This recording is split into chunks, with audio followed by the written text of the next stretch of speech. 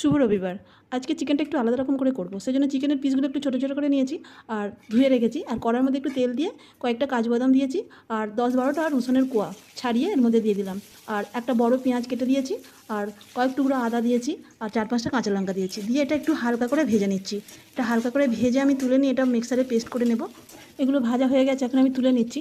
আর কড়ার মধ্যে আরও একটু তেল দিয়ে তার মধ্যে আমি চিকেনগুলো দিয়ে দিচ্ছি। চিকেনগুলো দিয়ে একটু ভাজা করে নেব, মানে ভাজা মানে একটু নাড়াচাড়া করে নেব, তাহলেই হবে। একটু নাড়াচাড়া করে নিয়ে এগুলোকে এখন আমি তুলে নিচ্ছি। আর কড়াতে ওই তেলের মধ্যেই একটু গোটা গরম মশলা, গোটা জিরে ফোড়ন দিচ্ছি। আর 6-7 কোয়া রসুন চেঁচে রেখেছি, এই চেঁচা রসুনটাই তেলের মধ্যে দিয়ে দিলাম। দিয়ে হালকা করে একটু নেড়ে নিয়ে আরও দুটো ছোটো ছোটো পেঁয়াজ কেটে রেখেছি, সেই পেঁয়াজগুলো এর মধ্যে এখন দিয়ে দিচ্ছি। দিয়ে এগুলোকে আমি একটু ভেজে নেব, পেঁয়াজ রসুনটা একটু ভেজে নেব।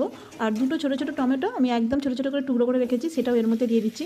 আর এই সময় আমি নুনটাও দিয়ে দেবো, যাতে টমেটো আর পেঁয়াজগুলো তাড়াতাড়ি নরম হয়ে যায়। নুনটা দিয়ে আমি এটাকে সব কিছু একসাথে একটু নাড়াচাড়া করে নিচ্ছি। তারপরে আমি ওই পেস্ট করা মশলাটা এর মধ্যে দিয়ে দেবো। পেস্ট করা মশলাটা দিয়ে আমি জারটা ধুয়ে অল্প জলও এর মধ্যে দিয়ে দিচ্ছি, দিয়ে একটু ভালো করে নাড়াচাড়া করে নিচ্ছি সব কিছুর সাথে।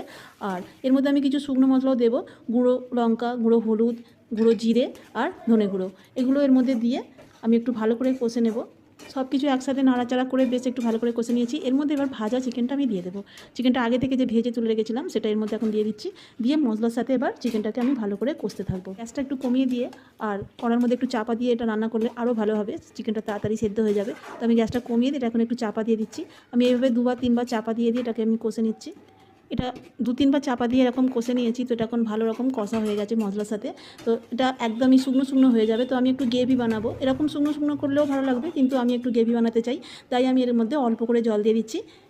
জল দিয়ে একটু নাড়াচাড়া করে নিয়ে এটা আমি আবারও একবার চাপা দিয়ে দেবো, যাতে মাংসটা তাড়াতাড়ি সেদ্ধ হয়ে যায়। এটা শুকনো শুকনো করলেও ভালো লাগে, কিন্তু আমি একটু গ্রেভি বানাতে চাই, কারণ রাইস দিয়ে খেতে গেলে একটু মাখা মাখা না হলে ভালো লাগবে না। তাই আমি এরকম মাখা মাখা করেছি।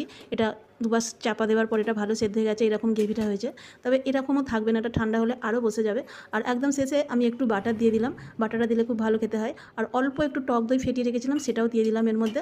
দিয়ে একটু নাড়াচাড়া করে নিচ্ছি। এটা প্রায় হয়েই গেছে। আর একদম শেষে আমি একটু ধনেপাতা কুচি দিয়ে দেবো। হয়ে গেছে চিকেনটা, এখন শুধু ধনেপাতা কুচিটা ছড়িয়ে দিচ্ছি। তবে এটা খুব সত্যিই খুব সুন্দর খেতে হয়েছে। রাইস দিয়ে তো এটা খুব ভালো খেতেই, তবে রাতের রুটি দিয়েও খুবই ভালো লাগবে। একবার বানিয়ে দেখতে পারো, একটু আলাদা করে বানালে কিন্তু খুব সুন্দর খেতে হয়। অনেক ধন্যবাদ সবাইকে এতক্ষণ ধরে আমার ভিডিওটা দেখার জন্য। যদি কারোর ভালো লাগে আমার ভিডিও, তাহলে একটা লাইক কমেন্ট করে দিও, তাহলে নতুন ভিডিও বানানোর উৎসাহ পাবো।